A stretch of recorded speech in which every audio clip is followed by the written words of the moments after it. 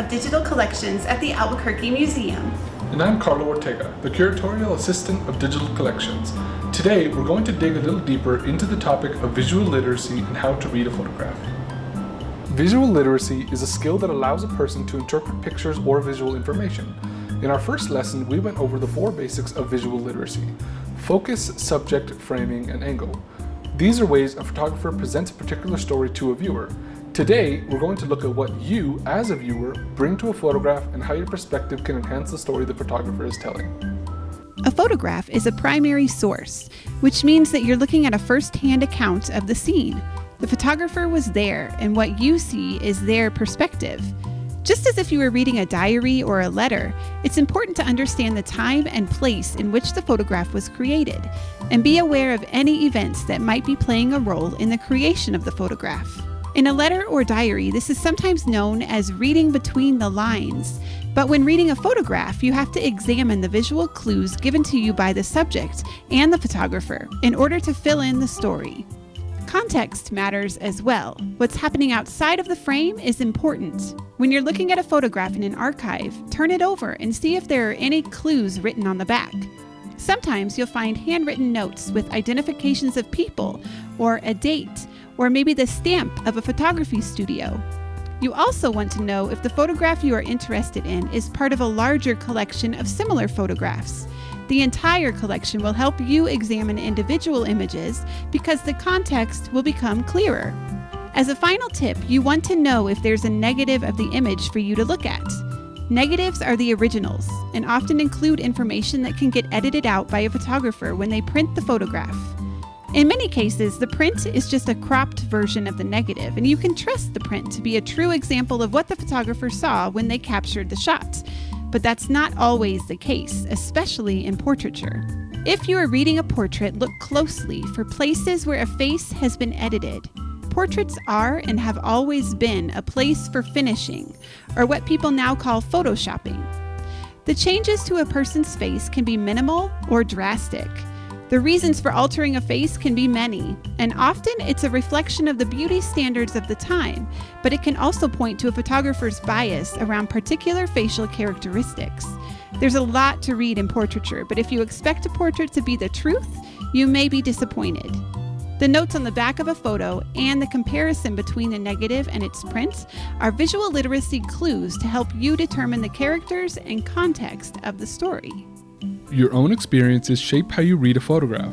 Your imagination helps to add elements like sound and emotion to static images. Can you imagine the roar of the Jeep engines in a military parade like this one along Central Avenue? Can you hear this sheep bleating while this young child pets it? What time of year do you believe this was taken? What about this photograph? Can you imagine their laughter? Emotion plays a role in reading a photograph, just as it plays a role in reading any other primary source material. What emotions do you feel when you look at these photographs? Okay, let's put your visual literacy to the test. Here's an example from the photo archives for you to read. What is the subject of this photograph? Do you think this is a posed or staged image? Why or why not? When do you think this was taken? What sounds do you attach to this image?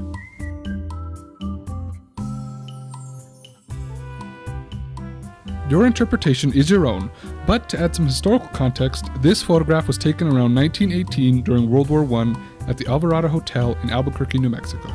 The Alvarado Hotel was a stop for passengers traveling from Chicago or Los Angeles to get off the train and wander around the platform. During World War I, troop trains would pass through Albuquerque as soldiers were transported around the country. The Alvarado Hotel and Depot is also where Pueblo women would sell fruit and other items to soldiers as they passed through Albuquerque. At this time, Native Americans were still waiting to be granted American citizenship, and most women were still waiting for the right to vote. During World War I, Red Cross nurses wore white uniforms with long white head coverings. With this historical context, what do you think is happening in the photograph? Look at the women selling fruit and examine their shoes and clothing. Do you see any differences between them? What might that mean? How old do you think the soldiers might be? What emotions do you imagine they're feeling? What do you think the nurses are doing? What are your own emotions around this image? It's okay if you don't have answers to these questions, or if one question leads to new questions. That's the way reading a photograph works. It's one thing to read a photograph of an event that happened a long time ago that needs historic details to help fill in our knowledge gaps. It's another when you're reading a photograph of an event that you personally experienced. Here's an example from a more contemporary collection in the photo archives. What do you see happening? When do you think this was taken? What sounds do you attach to this image? The COVID-19 pandemic in New Mexico began with the declaration of a public health emergency on March 11, 2020, and the United States of America followed with a countrywide health emergency on March 13, 2020. This image was taken on March 20th, 2020 by photographer Jessica Roybal in Bataan Park in Albuquerque, New Mexico. The photograph is titled "Disinfecting the Park." For many people around the world, the early weeks of the COVID-19 pandemic were memorable and affected their lives in remarkable ways. Looking at this photograph, what emotions do you attach to it? Examine how your personal experience affects the way you read this image compared to the World War I image we read previously. When you read a photograph, your own experiences shape your interpretation, and others may read the same image differently. Facts like the place, the time, the photographer, and the photo itself do not change, but your reading of the image may shift or evolve with your own experiences over the course of your lifetime. Visual literacy involves critical thinking and requires an examination of images within the confines of the facts, but it's still an ever-evolving skill set. This is why people return to certain imagery. We have favorite movies, photographs, or paintings that we enjoy looking at time and time again. Over the years, we may see new details or read images differently, not because the facts about the image have changed, but because our life experiences have altered the way we might read an image. We are bombarded by images in our everyday lives, and it can feel overwhelming. Visual literacy is not about reading images in the right way or correcting interpretations that you think are wrong.